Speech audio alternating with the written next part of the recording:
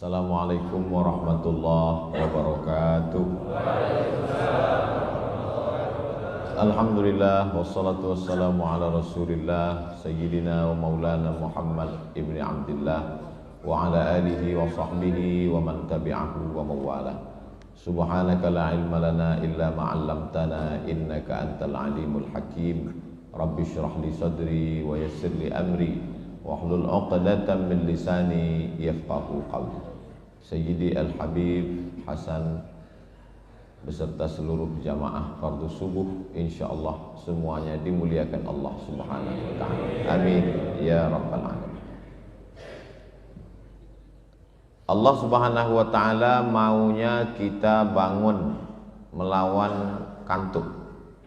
Tapi diri kita maunya tidur sampai terbit matahari. Jadi ada keinginan yang berbeda.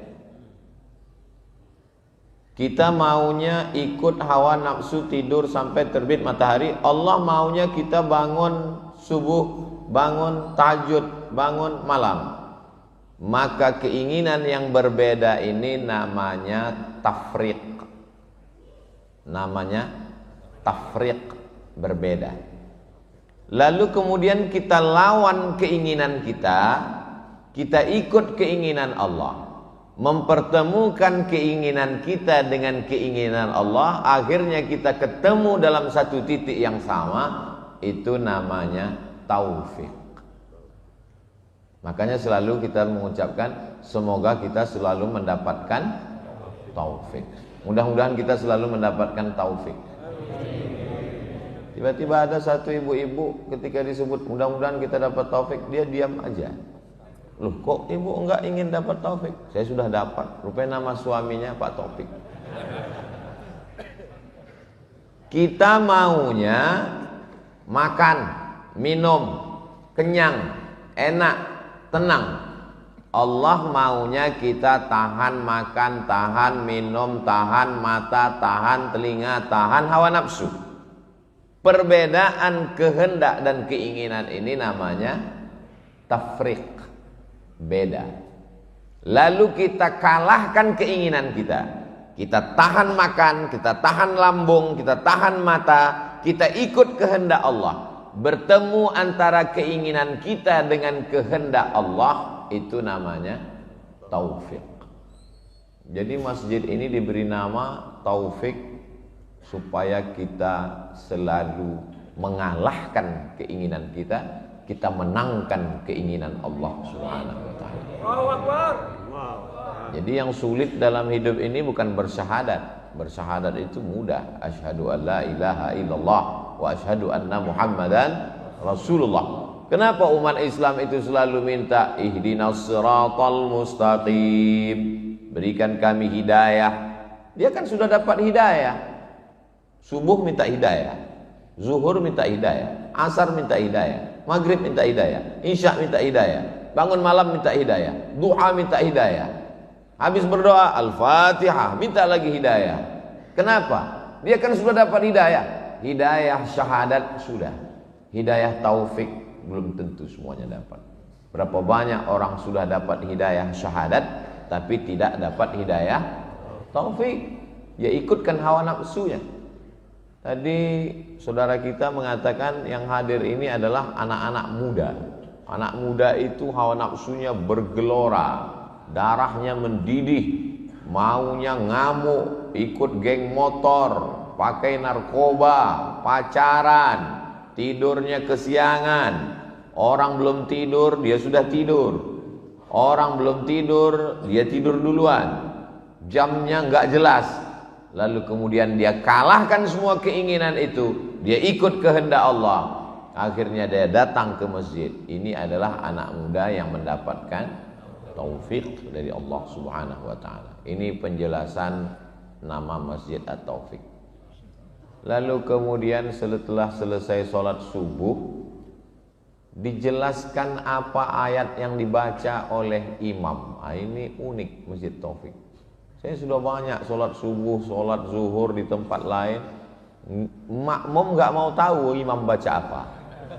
Yang penting setelah pulang ke rumah ditanya suami, istri nanya suami, suami nanya istri, anak ditanya orang tua nanya anak. Gimana ayat tadi di masjid? Panjang. Isinya dia nggak penting. Tapi dijelaskan bahwa ayat rakaat pertama bercerita tentang Nabi Yusuf alaihi salam. Ini perlu ditiru oleh masjid-masjid lain supaya selesai sholat itu tidak hanya sekedar dapat pahala tapi juga dapat ilmu.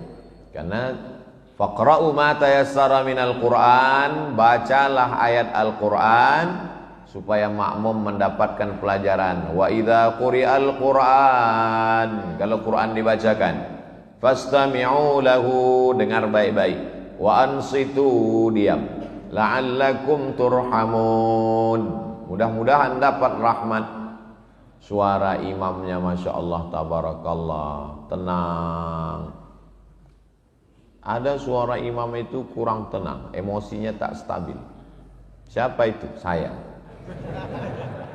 Tapi mendengar suara imam tadi, kita bisa nangkap suaranya, tenang, ayatnya panjang pendek, matnya, makharijul hurufnya, tenang hati kita. Sampai kita penasaran gimana wajah imam ini. Setelah selesai salam lihat, masih anak muda, Masya Allah. 20 tahun. Ibu-ibu yang belum punya mantu booking dari sekarang. Orang soleh jangan dilepaskan. Nanti udah diambil orang lain, nangis darah. Bapak Ibu yang dimuliakan Allah Subhanahu wa taala, Ustadz Abdul Somad dulu ketika pulang nggak ada tulis-tulis detail. Di mana-mana kalau saya tausiah, yang akan menyampaikan tausiah Ustadz Abdul Somad. Mau pengajian di masjid, mau tablik akbar, mau di kantor, pengajian ibu-ibu, Ustadz Abdul Somad. Sampai akhirnya suatu hari saya dikasih koran. Di belakang koran ini isinya ustadz semua. Jual minyak lintah obat kuat. Jadi saya khawatir ini jamaah nanti bingung, nggak bisa membedakan mana ustadz yang ceramah agama, mana ustadz yang jual obat kuat. Itulah asal mula ditulis detail di belakang itu. Kalau dulu nggak ada pakai detail. Bukan untuk riya, bukan untuk bangga, supaya jamaah bisa membedakan, itu saja. LC itu titer dari Al-Azhar. Orang kalau tamat Azhar dikasih LC. LC tulisannya singkatan dari licence, license. Orang di Malaysia kalau dia bawa sepeda motor kena razia di jalan, polisinya nanya, lesen awak mana? Lesen artinya surat izin mengendara. Jadi saya ini sudah dapat surat izin dari Al-Azhar untuk mengajarkan agama Islam. Bagi yang nolak saya, itu saya kasih tahu. Saya ini dapat izin untuk ngajar nih dari Al-Azhar, menunjukkan akidah saya Asy'ari, fikih saya Syafi'i, dan tasawuf saya Sunni, bertasawuf tarekat Naqsyabandi. Dan saya dapat ijazah, lulus saya dari Al-Azhar 3 tahun 10 bulan. Lalu setelah itu saya lanjutkan ke Maroko, dapat detail bahasa Prancisnya, tertulis di ijazah itu Diplôme études supérieures approfondies. Diplôme et études supérieures et a ujung approfondi. Bahasa Arabnya Diplom ad-dirasat ulia al-mu'ammaqah. Bahasa Inggrisnya program magister S2. Keren kalau diucapkan pakai bahasa Prancis. Diplôme études supérieures approfondies. Sampai ke Indonesia jadi desa. Desa. Karena Maroko itu jajahan Prancis, terjemahan ijazahnya itu pakai bahasa Prancis. Dan setelah pulang ke Indonesia, ketika ikut tes CPNS, harap ditulis detail asli negara asal. Itu maka ditulis desa. Setelah itu melanjutkan ke Sudan, PhD. PH itu filosofi, D-nya doktor, Doctor of Philosophy. Lalu setelah pulang dari Sudan, saya diundang ke University Islam Sultan Syarif Ali, Brunei Darussalam, diangkat menjadi visiting professor. Kata rektornya, Ustadz kemana saja ceramah, tulis bahwa Ustadz adalah profesor, karena Ustadz kami angkat sebagai visiting professor di Sultan Syarif Ali University sampai hari ini.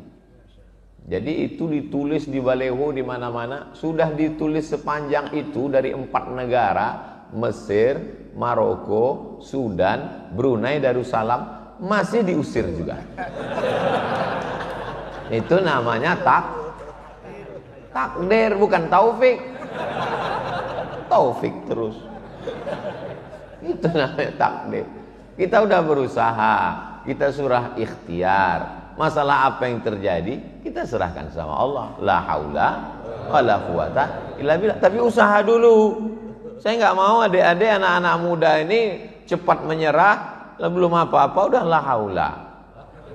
Nanti pulang ditanya sama ibunya, "Nduk, sampean iki wis selesai S1 engko S2 nang ndi?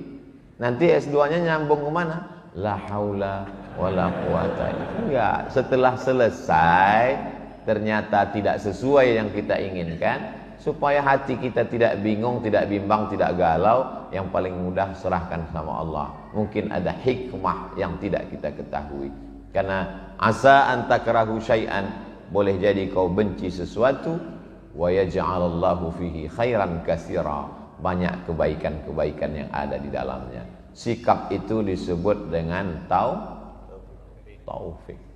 Mengalahkan keinginan kita, mengikuti keinginan kehendak Allah Subhanahu wa ta'ala. Walaqad hammat bihi, perempuan itu mau dengan dia. Wa hamma biha, dan dia pun mau dengan perempuan itu.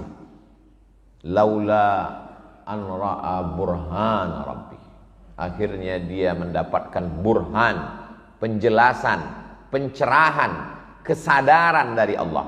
Akhirnya dia kalahkan keinginannya, dia ikut kehendak Allah, dia tinggalkan itu perempuan, dan dia selamat. Laki-laki itu bernama Yusuf.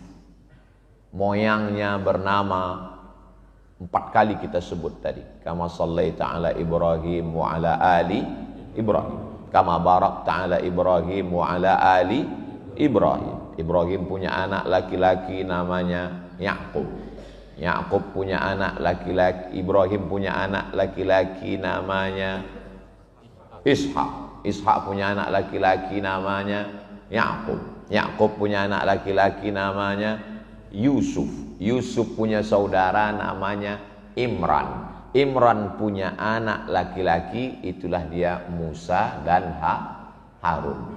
Yusuf punya saudara laki-laki namanya Yahuza. Yahuza punya keturunan sampai bawah menjadi raja-rajanya Yahudi. Dari kata Yahuza itulah Yahudi. Salah satunya bernama Daud. Orang barat menyebutnya David. Daud ini punya saudara kandung, punya anak kandung laki-laki namanya Sulaiman, yang mewarisi kerajaan Daud. Maka disebut dia dengan Sulaiman. Orang barat menyebutnya Solomon. Kabarnya kerajaannya itu sampai ke tanah Jawa, itulah Sleman. Kabar wallahu a'lam, kita nggak tahu. Saking kan luasnya kekuasaan dia. Lalu kemudian Sulaiman ini punya keturunan sampai ke bawah, itulah dia Zakaria. Zakaria lama tidak punya anak, berdoa kepada Allah, Rabbi habli min ladunka zurriyatan thayyibah. Maka lahirlah seorang anak, fanadathul malaikatu wa huwa yusalli fil mihrab. Saking makbulnya doa Sulaiman, dia belum keluar dari mihrab, saat berdoa Allah sudah kabulkan doanya. Lahirlah seorang anak laki-laki namanya Yahya. Yahya bin Zakaria. Zakaria ini punya istri, istrinya punya adik, nama perempuan Hannah. Hannah ini punya suami, namanya Imran. Imran nikah dengan Hannah, lama tidak punya anak, bernazar. Akhirnya Allah kabulkan doanya, maka lahirlah seorang anak perempuan namanya Maryam. Maryam melahirkan seorang anak laki-laki namanya Isa. Nama anaknya Isa, nama ibunya Maryam, nama neneknya Hannah, nama kakeknya Imran. Keluarga kecil ini disebut dengan Ali Imran, bukan teroris. Jadi kita mesti pahami sejarah ini bahwa mereka punya kait. Tadi Ustaz sebut Yahudi, ya. Lalu bagaimana dengan Israel? Nabi Ibrahim punya anak namanya Ishak, Nabi Ishak punya anak namanya Yakub. Yakub itu namanya dua, satu Yakub, satu lagi Israel. Il artinya Tuhan, Isra artinya hamba, Israel berarti hamba Tuhan. Bahasa Arabnya Abdullah, hamba Allah. Tapi jangan gara-gara ini nanti tetangga bapak yang namanya Abdullah dipanggil Israel. Hei Israel, ya Palestina. Nabi Yakub itu namanya satu lagi Israel. Makanya anak cucu keturunan Nabi Yakub itu disebut dengan Bani Israel. Jadi semua Yahudi itu adalah Bani Israel, tapi tidak semua Bani Israel itu Yahudi. Karena pecahannya ke bawah, barulah dia Yahuza, saudara dari Nabi Yusuf, anak cucu keturunan yang disebut dengan Yahudi. Setelah meninggalnya Nabi Sulaiman alaihissalam, pecah kerajaan ini, satu di utara, satu di selatan. Maka muncul dua kerajaan, satu kerajaan Israel, satu kerajaan Yahudi, berperang antara dua kerajaan ini. Lengkapnya baca di buku sejarah agama Yahudi. Sampulnya warna hitam, sudah diterjemahkan, bestseller. Nama penerjemahnya Abdul Somad. Tulis di Google. Nah, jamaah yang dimuliakan Allah Subhanahu wa taala. Nabi Yusuf alaihissalam suatu malam bermimpi. Inni ra'aitu ahada asyara kawkaba. Aku melihat ada 11 ahada asyara, 11 kaukab bintang. Wasyamsa wal qamar, matahari dan bulan. Ra'aituhum li sajidin. Aku melihat 11 bintang, matahari dan bulan bersujud kepadaku. Apa kata ayahnya Yakub? La taqsus ru'yaka ala ikhwatik. Jangan ceritakan mimpimu kepada saudara-saudaramu. Fayakidu laka kaida. Nanti mereka akan melakukan makar, tipu muslihat terhadapmu. Apa maknanya? Tidak semua saudara kita senang kalau kita dapat nikmat, walaupun nikmatnya hanya sekedar mimpi. Hati-hati adik-adik, anak-anak muda. Aku tadi mimpi apa? Ketemu jodoh. Hoax. Jangankan kamu nikah, kamu mimpi aja dia nggak senang. Jangan ceritakan semua nikmat yang ada pada dirimu. Kenapa? Karena tak semua orang senang melihat kau senang. Kebanyakan sifat orang adalah in tamsaskum hasanatun tasuhum. Kalau kamu dapat nikmat mereka susah hati. Wa in tusibukum sayyi'atun yafrahu biha. Tapi kalau kamu dapat musibah mereka senangnya luar biasa. Gimana Ustadz Abdul Somad di Masjid At-Taufik? Jamaahnya banyak, sakit jantungnya. Gimana kabar Ustadz Somad? Dia nggak diterima. Alhamdulillah.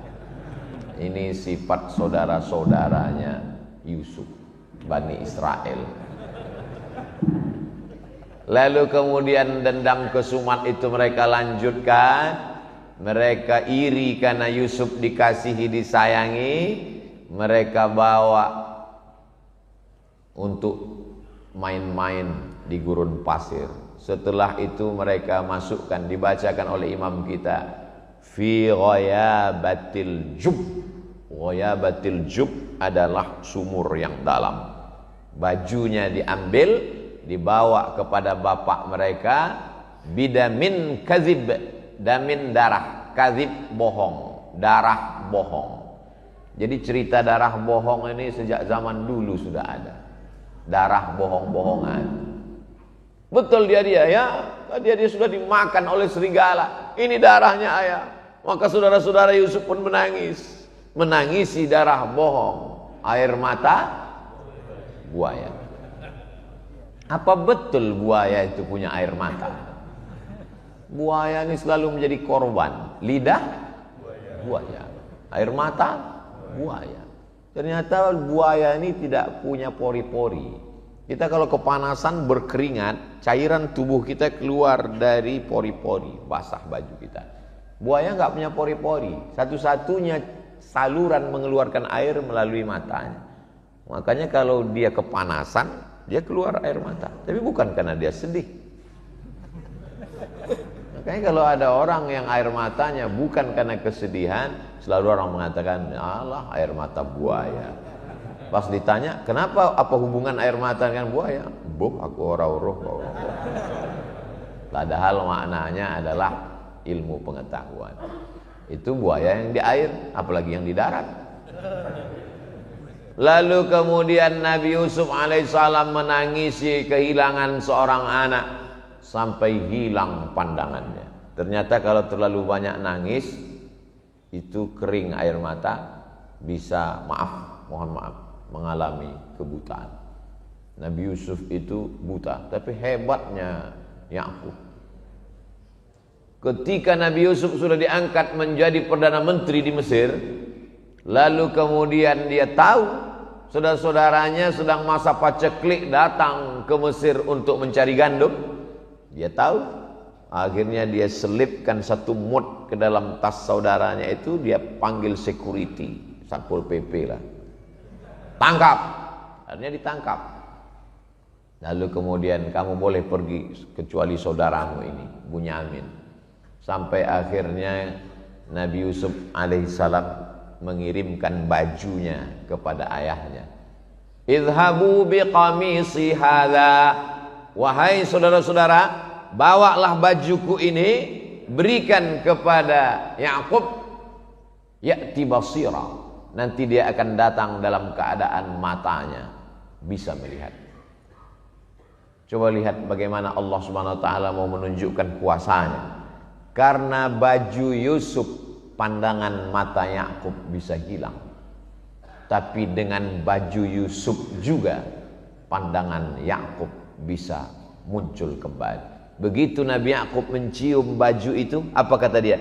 Inni la ajidu riha Yusuf. Aku mencium bau Yusuf. Ya'ti basira. Penglihatannya pun bisa datang kembali. Ternyata setelah diteliti, manusia ini baunya nggak sama. Sama seperti cap jari, cap jempol, nggak sama. Makanya ada detektor bau. Yang paling tajam penciumannya adalah cacing, bukan anjing. Cacing paling tajam. Menurut Imam Al-Jahiz, memang cacing memiliki kekurangan. Dia nggak punya kaki, dia nggak punya kulit, dia nggak punya mata, dia nggak punya telinga. Kalau ada cacing yang bertelinga, bukan cacing, ular naga. Makanya dia hidupnya di dalam tanah. Tapi di tengah kekurangannya diberikan Allah SWT kelebihan. Apa? Penciumannya amat sangat tajam. Dia bisa mencium jarak radius 1 km. Jadi kalau Abdul Somad meninggal, ditanam di sini, di samping Masjid At-Taufik, itu 1 km semua cacing-cacing mencium. Wow, brownies. Mereka sudah siap. Kalau memang penciuman yang paling tajam itu adalah cacing, mengapa polisi Badan Narkotika Nasional tidak menggunakan cacing untuk mencium narkoba di airport? Karena cacing nggak punya kaki. Maka yang dipakai adalah anjing herder. Saya turun di airport, tiba-tiba ditahan semua. Semua penumpang dari Kuala Lumpur, jangan keluar dulu dari airport. Datang anjing, mendekat ke saya. Ingat dulu waktu kecil kata mak, kalau ada anjing baca tabat yada abilah abi watab. Dia baca tabat yada abilah abi. Yang lihat ke atas. Takutnya diselipkan orang narkoba. Keluar berita Abdul Somad tertangkap di airport bawa narkoba. Nauzubillah, nauzubillah, nauzubillah. Allah Subhanahu wa taala Maha Kuasa, dengan baju yang dilumuri darah palsu, pandangan Nabi Yakub bisa hilang. Tapi dengan baju yang ada keringat Nabi Yusuf, pandangannya bisa kembali. Allah Subhanahu wa taala Maha Kuasa. Innama amruhu iza arada syai'an ayyaqula lahu kun fayakun. Jangan heran kalau bapak terlalu lama pergi keluar kota, ibu video call, diciumnya baju singlet bapak yang sudah 3 hari nggak dicuci. Kenapa? Mengobati rasa rindu, kata dia. Itu terjadi pada Nabi Yakub alaihissalam, cinta kepada Nabi Yusuf alaihissalam. Nabi yang paling lengkap kisahnya dalam satu surat dalam Al-Quran, Nabi Yusuf. Baca surat Yusuf. Makanya kadang ibu-ibu hamil datang ke kiai, kiai tolong doakan saya, didoakan. Wa'idzuki bi kalimatillahi tammati min kulli syaitani wa hammati wa min kulli ainin lammah bismillahilladzi la yadurru ma'asmihi syai'un fil ardi wala fis sama. Nanti kalau saya di rumah bagusnya baca apa ya kiai? Banyak-banyak baca surat Yusuf. Maksudnya supaya anaknya bertakwa seperti Nabi Yusuf. Digoda oleh Zulaikha, enggak mau. Maksud kiai itu, tapi si ibu salah paham. Dia nganggap anaknya ganteng seperti Nabi Yusuf. Pas lahir ireng. Apa ini? Komplain sama kiai. Kok anaknya orang ganteng piye kiai? Kiai tersenyum. Bojone suaminya mana? Lo podo. Jadi bukan salah suratnya. Suratnya nggak salah, kita aja yang salah ngerti terhadap pesan-pesan agama. Jadi Nabi Yusuf ini gantengnya luar biasa. Bagaimana? Imra'atal azizi turawidu fataha. Tersebar isu di media sosial saat itu. Apa beritanya? Imra'atul aziz, istri Perdana Menteri, turawidu fataha, tergila-gila dengan anak lajang yang ada di rumahnya. Ada pemuda di rumah itu namanya Yusuf, dan dia Zulaikha tergila-gila. Zulaikha tidak mau kena fitnah. Dia undang perempuan-perempuan yang menyebarkan isu. Dia panggil, kalian ngejek-ngejek saya, datang, dikasih makanan dengan pisau. Lalu setelah itu Nabi Yusuf disuruh keluar. Yusuf keluar. Nabi Yusuf keluar, apa yang terjadi? Qata'na aydiyahunna, bukan qata'a. Kalau qata'a sekali motong. Qata'na aydiyahunna, mereka memotong jari mereka berkali-kali dan gak sadar kalau Nabi Yusuf sedang lewat. Qata'na aydiyahunna, mereka memotong jari mereka berkali-kali, bukan buah itu yang dipotong, jarinya. Apa kata mereka? Ma hadza illa malakum karim. Ini bukan manusia, tapi ini malaikat yang luar biasa. Apa kata Zulaikha? Baru kalian tahu. Kalian baru melihat sekali aja potong, apalagi aku, kata dia. Aku serumah dengan dia, Beb. Terkadang kita mudah mengejek orang karena belum melihat. Begitu melihat seganteng-gantengnya foto model artis sinetron di Indonesia, apa pernah ada ibu-ibu yang sampai ngiris tangannya gara-gara itu? Enggak ada. Nabi Yusuf itu luar biasa. Orang kalau melihat dia hilang rasa sakit. Beda sama orang ganteng sekarang, melihat dia makin sakit. Nabi Yusuf itu kalau orang yang kurang ganteng duduk dengan dia, orang yang kurang ganteng itu kelihatan ganteng. Beda sama orang ganteng sekarang. Kita duduk dekat dia, dia makin ganteng, kita makin hancur. Nabi Yusuf itu mukjizatnya luar biasa. Lalu kemudian Nabi Yusuf mengatakan, apa kata dia? As-sijnu ahabbu ilayya mimma yad'unani ilaih. Aku lebih suka masuk ke dalam penjara daripada tarikan-tarikan dunia ini. Ternyata godaan ganteng itu luar biasa. Jadi kalau ada adik-adik anak-anak muda yang kalau keluar rumah itu sampai angkot-angkot nabrak tiang listrik, saking gantengnya. Ibu-ibu sampai masuk paret, itu mungkin setetes dua tetes darah Nabi Yusuf ada pada diri. Tapi dia tidak mau hanyut dengan dunia. Apa kata dia? As-sijnu ahabbu ilayya mimma yad'unani ilaih.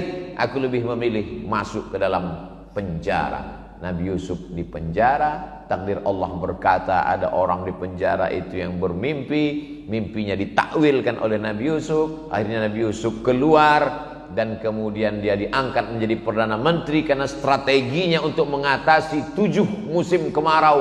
Akhirnya dia selamat. Lalu kemudian meninggal itu Perdana Menteri dan masa paceklik datang. Nabi Yusuf diangkat sebagai Perdana Menteri. Datang seorang perempuan minta gandum makanan. Nabi Yusuf masih ingat wajah perempuan ini. Loh, kamu kan Zulaikha? Iya. Suami kamu sudah meninggal? Betul. Dan masa kemarau 7 tahun dijualnya semua harta bendanya. Nabi Yusuf alaihi salam memuliakan Zulaikha, lalu kemudian dia berikan makanan. Dan Nabi Yusuf minta izin kepada Allah untuk menikahi Zulaikha. Pada akhirnya Nabi Yusuf menikah dengan Zulaikha dan lahir 2 anak laki-laki. Dan mohon maaf, Allah mengembalikan kecantikan Zulaikha. Dan disebutkan dalam kitab tafsir Abul Fida Ismail Ibnu Katsir, namanya Tafsir Al-Quranil Azim. Disebutkan dalam kitab tafsir Al-Baghawi, disebutkan dalam kitab Al-Bidayah wan Nihayah, bahwa ketika Nabi Yusuf malam pertama dengan Zulaikha, Zulaikha itu masih perawan. Ternyata suaminya itu tidak berhasrat kepada perempuan. Jadi Yusuf dan Zulaikha akhirnya menikah. Itulah makanya Pak Kuas selalu mendoakan pada acara pernikahan, Allahumma alif bainahuma kama allafta baina Adama, Allahumma jma' bainahuma kama jama'ta baina Adama wa Hawa. Satukan antara kedua mempelai ini seperti engkau satukan antara Nabi Adam dan Hawa. Wa alif bainahuma kama allafta baina Yusuf wa Zulaikha. Tautkan hati mereka berdua sebagaimana kau tautkan antara Nabi Yusuf dan Zulaikha. Ada yang komplain, jangan doakan karena hubungan mereka tidak baik. Ente pikniknya kurang jauh, Mas. Makanya baca kitab tafsir Al-Baghawi, baca kitab tafsir Abul Fida Ismail Ibnu Katsir, baca kitab Al-Bidayah wan Nihayah. Ternyata Nabi Yusuf itu akhirnya menikah dengan Zulaikha dan punya anak 2 orang laki-laki, dan hubungan mereka bukan hubungan perselingkuhan, dan mereka akhirnya hidup bahagia. Mudah-mudahan adik-adik juga cepat ditemukan dengan jodohnya insyaallah. Yang bilang amin yang anak muda aja. Soalnya ibu mengawasi dari atas. Pak Ustadz, kami amin itu bukan untuk kami, untuk anak-anak kami. Betul. Tapi kalau malaikat mengaminkan untuk kami juga, apa masalahnya kan? Senyum tanda setuju. Bapak Ibu yang dimuliakan Allah Subhanahu wa taala, faqsusil qasasa, ceritakan kisah-kisah itu. Maka isi Al-Quran itu banyak kisah. Kisah tentang orang ganteng, Nabi Yusuf. Kisah tentang orang sakit-sakitan, Nabi Ayub. Kisah tentang orang yang terbuang dimakan ikan, Nabi Yunus. Kisah tentang orang yang punya kekuasaan sampai jin pun tunduk kepadanya, Nabi Sulaiman. Kisah tentang orang yang luar biasa kekuasaannya, Nabi Daud. Jadi kita tinggal cari kisah yang sesuai dengan kita aja. Pak Ustadz, saya ini gelisah. Kenapa? Banyak sekali yang nembak saya karena ganteng. Yusuf. Pak Ustadz, saya ini terbuang, tidak dipedulikan orang. Nabi Yunus. Kurang apa lagi di dalam perut ikan. Di dalam 3 kegelapan, gelap malam, gelap lautan, gelap perut ikan. Tidak ada satupun yang bisa menolong. Apa yang diucapkannya dalam perut ikan? La ilaha illa anta subhanaka inni kuntu minaz zalimin. Akhirnya dia dimuntahkan ikan ke tepi laut, di pantai, dalam keadaan sehat walafiat, dan ditumbuhkan Allah tanaman yaktin, labu. Makanya orang yang sakit opname dikasih makanan labu. Saudara kita Ustadz Yunus sedang sakit, kita doakan mudah-mudahan diberikan Allah kesehatan. Bapak Ibu yang dimuliakan Allah Subhanahu wa taala. Jadi kalau ada orang mengatakan, saya ini kan sudah tobat, saya ini kan sudah hijrah, saya ini sudah sholat, saya ini sudah puasa, dulu minum khamar, dulu riba, sekarang sudah bebas. Kenapa hidup saya masih ada ujiannya Pak Ustadz? Nabi-nabi aja diuji. Nabi Yusuf begitu ujiannya, Nabi Yunus demikian ujiannya, Nabi Ibrahim luar biasa ujiannya. Jadi orang yang heran hidup ini penuh dengan ujian, itu sama dengan mahasiswa, calon mahasiswa ikut SNMPTN, Seleksi Nasional Masuk Perguruan Tinggi. Ketika masuk di dalam, dia nanya ke teman sebelah, kok ujiannya banyak sekali? Kata temannya sebelah, kamu salah masuk ruangan. Ini ruangan ujian guys. Ini bukan ruang untuk bersenang-senang. Cuman ujiannya macam-macam. Ada diuji jadi orang kaya, ada diuji jadi pejabat, ada diuji jadi orang ganteng, ada diuji jadi orang susah, diuji jadi orang bangkrut. Matahari terbit. Hebat Masjid At-Taufik. Matahari terbit bunyi. Setiap bunyi matahari terbit, setiap bunyi matahari terbit, setiap bunyi matahari terbit. Tapi bukan karena dia bunyi lalu matahari terbit. Ada orang sakit, meninggal. Ada orang sakit, meninggal. Ada orang sakit, meninggal. Tapi jangan ambil kesimpulan bahwa setiap sakit meninggal. Berapa banyak orang nggak sakit? Banyak orang salah mengambil kesimpulan. Asal bunyi matahari terbit.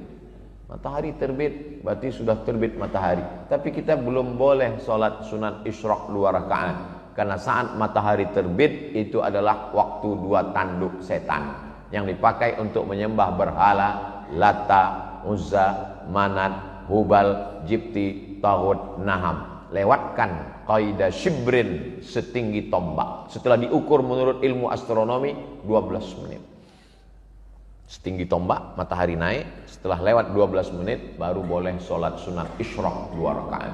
Man sholat subuha fi jama'atin, siapa yang sholat subuh berjamaah, summa qa'ada yadhkurullah, duduk berzikir dengan Allah hatta tatlu'asy syams, sampai terbit matahari, summa yusalli rak'ataini, sholat sunat 2 rakaat, kanat lahu ka ajri hajjatin wa umrah, dapat pahala seperti haji dan umrah. Tamah, sempurna, sempurna, sempurna. Hadisnya hadis hasan, tidak ada ikhtilaf di antara ulama, boleh diamalkan, baik. Maka nanti kita setelah 12 menit sholat sunat isyraq 2 rakaat. Ketika bapak ibu sedang sholat sunat isyraq, disitulah saya pulang. Itu suasana yang paling aman untuk pulang. Jamaah yang dimuliakan Allah SWT, mudah-mudahan kita selalu istiqomah untuk sholat subuh berjamaah, sholat sunat. Melawan keinginan ngantuk, lulus. Melawan keinginan nggak mau ke masjid, lulus. Melawan keinginan telinga nggak mau dengar pengajian, lulus. Melawan keinginan mata untuk melawan, lulus. Tapi ada yang kita nggak lulus, melawan keinginan untuk numpuk harta. Kerjanya jama'a malau wa'ad dada. Jamaah ngumpul, ad-dada ngitung. Ada ternyata jenis manusia seperti dalam Quran. Kerjanya cuma ngumpul, ngitung, ngumpul, ngitung, ngumpul, ngitung, mati. Nggak pernah dipakai untuk sodako, nggak dipakai bangun masjid. Sampai jam 2 malam kerjanya ngumpul ngitung tanah ini 5 miliar ini 5 miliar ini 10 miliar mati. Inilah orang yang disebut jamaah malau wa'adada. Kalau kebetulan ada jamaah kawan tetangga sahabat yang hobinya gini, kalau dekat dengan dia baca jamaah malau wa'adada. Ya kamu hanya ngumpul ngitung. Padahal uang itu hanya sekedar numpang di rekening aja. Habis itu meninggal dunia, buku tabungannya tinggal, uangnya tinggal. Mohon maaf jangan tersinggung. Orang di Semarang pernah nggak ninggal bawa kartu ATM? Nggak ada gunanya. Kalau mau uang itu pakailah untuk, oh ini pasti penggalangan dana untuk pesantren Ustaz Abdul Somad nih ujung-ujungnya. Enggak. untuk menyelesaikan Masjid Subulus Salam 2. Saya sudah ngelihat dengan mata kepala saya sendiri, datang kemarin ngelihat dindingnya, tiangnya, belum disemen lantainya, investasi. Bapak Ibu sekalian datang nanti ke daerah apa namanya? Wono Plumbon Mijen. Saya sudah ngelihat, tapi kalau disuruh ke sana lagi nggak tahu jalan. Datanglah ke sana, lihat. Saya mau setelah saya tausiah ini, jamaah ini akan datang ke sana bertanya kepada Pak Kiai berapa sak semen lagi, berapa lagi pintu kosen, jendela yang perlu dibantu, keramik semuanya. Mau bantu? Enggak, nanya-nanya aja dulu. Survei aja dulu. Ibu yang dimuliakan Allah Subhanahu wa taala. Ada orang-orang ketika kantong-kantong ini lewat, dia pura-pura khusyuk dengar ceramah. Enggak apa-apa, mungkin bisa melalui transfer banking. Ma'akal tafa'afnaita, duit yang kau tabung, kau simpan, kau cari, busuk, dimakan, busuk. Wa malabista, dipakai, lapuk. Wa matasaddaqta, yang diwakafkan, disedekahkan, itulah yang akan menjadi bekal menghadap Allah Subhanahu wa ta'ala. Ternyata setiap pagi itu malaikat dikirim 2. Malaikat yang pertama berdoa, Allahumma ati munfiqan khalafa. Orang yang bersedekah berilah dia ganti ya Allah. Yang tidak bersedekah dikirimkan juga malaikat. Allah tuh adil. Yang enggak mau bersedekah dikirim juga malaikat. Kata malaikat, Allahumma ati mumsikan talafa. Yang tidak mau sedekah berilah dia kebinasaan ya Allah. Hadisnya sahih, bukan doa saya, doa malaikat. Doa saya belum tentu makbul, doa malaikat pasti makbul. Kata malaikat, yang tak bersedekah berilah dia kebinasaan. Nah, jadi yang tak bersedekah hati-hati aja. Berawal dari pertama sendal hilang, habis itu nggak lama helm hilang, habis itu suami dilarikan pelakor. Ustadz ini nakut-nakuti ibu-ibu aja. Yang kerja nyari uang kan bapak. Memang betul. Tapi yang megang uang bapak, ibu. Makanya kantongnya sebar ke ibu-ibu. Bapak ibu yang dimuliakan Allah Subhanahu wa ta'ala, yang dititipkan Allah Subhanahu wa ta'ala begitu banyak, tapi yang dimintanya tidak banyak. 2,5% zakat. Bisakah zakat untuk masjid? Menurut mazhab Syafi'i, nama imamnya Fakhruddin Ar-Razi, meninggal 606, dikutip oleh Mufti Al-Azhar Mesir, Syekh Atiyah Saqar, bisa zakat untuk masjid masuk asnafnya ke fisabilillah. Innamas shadaqatu lil fuqara wal masakin wal 'amilina 'alaiha wal mu'allafati qulubuhum wa fir riqab wal gharimin wa fi lillah wa benis sabil. Itu maka pemerintah Malaysia menyalurkan zakat untuk mahasiswa yang ada di Al-Azhar Mesir. Teman saya orang Malaysia, saya tanya, kamu dapat beasiswa? Ya, dari mana? Dari rumah zakat, kata dia. Berapa satu tahunnya?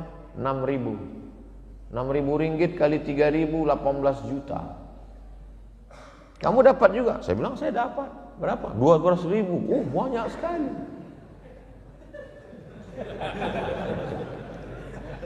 Saya sebelum berangkat ke Mesir membuat proposal tahun 98 ke Badan Amil Zakat Provinsi. Saya mahasiswa Indonesia yang mendapat beasiswa ke Mesir, mohon bantuan ongkos. Silakan datang ke kantor. Ibu saya pergi. Saya tanya, berapa dikasih amil zakat, Mak? 200.000. Ingat saya karena angkanya 200.000. Waktu itu harga dolar melambung 20.000 satu dolar. Tapi karena takdir Allah berangkat juga 98. Pulang dari Mesir 2002, pulang dari Maroko 2008. Ceramah tausiah kesana kemari diundang sama Basnas. Kata Basnas, inilah kader yang kita kirim dulu. Mantap. Saya diangkat sebagai Duta Badan Amil Zakat Nasional. Ustadz dendam? Enggak, cuman ingat aja dikit.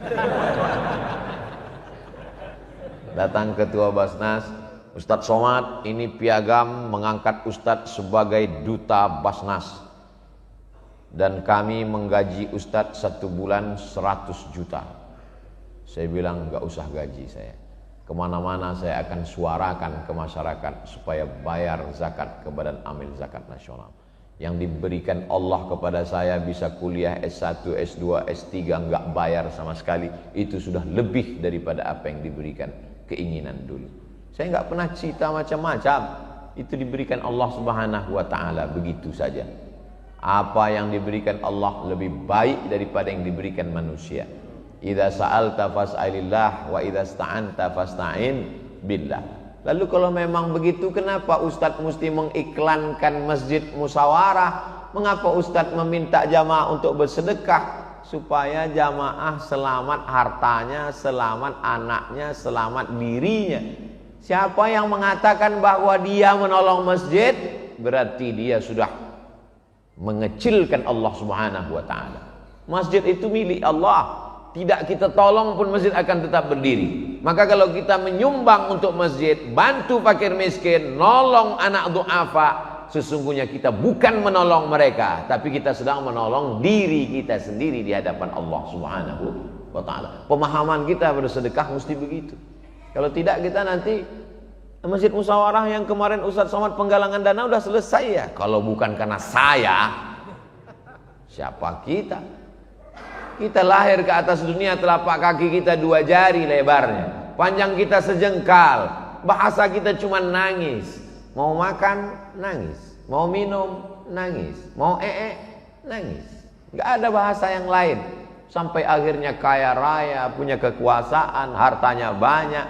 Allah cuma minta 2,5%. Itu pun dia simpan mati. Sampai akhirnya mati dalam keadaan tidak membawa apa-apa. Akhrajakum min butuni ummahatikum. Allah mengeluarkan kamu dari rahim perut ibu kamu. La ta'lamuna syai'an. Kamu tidak tahu apa-apa. Namamu pun diberikan orang lain. Jangankan nama, jangankan harta, namamu pun diberikan orang lain. Mohon maaf, siapa yang lahir sudah bawa nama sendiri? Ustadz namanya siapa? Abdul Somad. Itu Ustadz bawa sendiri? Enggak, dikasih orang lain. Orang tua zaman dulu kalau punya anak itu dia nanya ke kiai, ini anak saya dikasih siapa? Kiai ngasih nama, anak kamu ini kasih namanya Muhammad Solah. Jadi nama saya dulu dikasih Muhammad Solah. Solah di kampung saya nama ikan. Kata mak saya, masa nama anak saya ikan? Dia nggak ngerti bahasa Arab. Padahal bahasa Arab itu solah pakai ha kecil, itu artinya bagus. Muhammad Solah. Sampai dirobah. Robah kiai, ini robah nama saya jadi Abdus Somad. Kul huwallahu ahad, Allahus Somad. Somad itu Allah, tapi ini bukan Allah. Ini Abdus Somad, hambanya Allah Subhanahu wa taala. Ta'isa abdud dinar, ta'isa abdud dirham. Hamba harta binasa, hamba dinar, hamba emas, hamba dirham, hamba perak. Jangan hambakan dirimu kepada harta, tapi hambakan dirimu kepada Allah. Makanya nama yang paling bagus adalah nama yang menghambakan diri kepada Allah. Abdullah, Abdurrahman, Abdurrahim, Abdus Somad. Jamaah yang dimuliakan Allah Subhanahu wa taala. Masjid At-Taufik bisa cantik, indah, luar biasa. Memandang ke atas, kubahnya, lampunya indah semua, AC-nya lengkap, jamnya. Ini penataan jam nih bagus. Masjid-masjid yang lain tolong tiru bagaimana meletakkan jam, supaya khotib tahu dia, penceramah pun tahu dia kapan dia mesti mengakhiri, tahu. Mau lihat ke samping ada 604, lihat ke depan ada, ke samping bagi jamaah melihat ada. Karena jamaah ini bingung kadang kalau Ustadz ini ceramah, kapan penderitaan ini berakhir. Tapi kalau Ustadz Somad yang ceramah, mereka tahu 60 menit, gak akan lebih, 600 ml. Tapi mestinya Masjid At-Taufik ini gak sampai 60 menit. Kenapa? Botolnya kecil. Jamaah yang dimuliakan Allah Subhanahu wa taala. Manusia itu ingin kepastian. Manusia itu ingin kepastian. Tapi ada satu yang tidak dipastikan Allah supaya kita tidak putus asa. Apa itu? Umur dan rezeki. Umur itu tidak dia berikan kepastian. Bayangkan kalau bapak ibu dikasih kepastian. Umur kamu 63 tahun. Tiba-tiba subuh ini ada yang umurnya 62 tahun, 11 bulan, 29 hari, kurang 3 menit. Apa enggak nangis saja bawaannya? Kita selalu optimis bahwa umur kita panjang. Yang tua jangan putus asa, yang muda jangan terlalu bangga. Yang sakit jangan depresi, yang sehat jangan sombong. Berapa banyak orang yang divonis sakit mati, sampai hari ini nggak mati-mati, dokter yang memvonis sudah meninggal duluan. Mohon maaf Pak Dokter, Bu Dokter, jangan tersinggung. Saya kalau sakit masih ke dokter. Anak saya sakit ke dokter. Mau melahirkan istri saya ke rumah sakit. Tapi saya tidak menambah rukun iman jadi 7 dokter spesialis. Iman kita kepada Allah SWT. Tapi ke rumah sakit, ke dokter makan obat adalah ikhtiar dan usaha. Sampai akhirnya kita mati menghadap Allah, diantar ke liang lahat. Yatsba'ul mayyita salasun, yang mengiringi mayat ke liang lahat cuma 3. Yang pertama mal, bahasa Arabnya mal, artinya miring, condong. Harta itu bahasa Arabnya mal, orang barat nyebutnya mall. Kenapa mal itu disebut miring? Karena hati kita condong ke harta. Ada masjid, ada mall. Hati kita condongnya kemana? Ke mall. Itu maka disebut dia mall, miring. Hati kita miring, condong ke sana. Harta mengiring ke liang lahat. Mobil mahal, mewah, ikut ngiring sampai ke pelataran parkir. Ahluhu, keluarga, anak, cucu, mantu, kawan, sahabat, jamaah, ramai datang mengiring ke liang lahat. Tapi pas masuk ke dalam, tetap only you, tetap kau hanya sendiri menghadap Allah. Yarji usnani, yang 2 pulang ke rumah. Mereka hanya sekedar cerita. Kasihan ya, almarhum Ustadz Somad meninggal, jamaahnya banyak, followernya 6 juta. Yang di Instagram, yang belum follow, tolong follow, subscribe, like, share, and comment. Ternyata hanya di dunia saja. Setelah itu mati menghadap Allah sendirian. Saya sudah ngelihat pejabat ninggal sendirian, orang kaya ninggal sendirian, suami istri yang katanya sehidup semati sendirian. Sampai akhirnya kita pun menghadap Allah. Ya baqa wahidun, yang tinggal cuma 1. Apa itu? Wa amaluhu. Kalau sempat bangun di tengah malam meneteskan air mata, kalau sempat membaca Al-Quran hari Jumat, surat Al-Kahfi, yang sudah baca, alhamdulillah. Yang belum baca, insya Allah. Yang sudah bolak-balik dikasih tahu enggak juga mau baca, innalillah. Kalau surat Yasin Pak Ustadz, man qara'a Yasin fi lailatin, enggak lihat malam Jumat, malam Senin, malam Selasa, malam Rabu, malam Kamis, malam Jumat, malam Sabtu, malam Ahad, tiap malam asbaha maghfuran lah. Waktu subuhnya dia sudah diampunkan Allah. Hari Jumat banyak-banyak berselawat. Allahumma salli ala Sayyidina Muhammad wa ala ali Sayyidina Muhammad. Allahumma salli ala Sayyidina Muhammad wa ala ali Sayyidina Muhammad. Inna salatakum ma'rudatun alayya. Salawat kamu dari Semarang dibawa ke Masjid Nabawi, ditunjukkan ke makam Rasulullah sallallahu alaihi wasallam.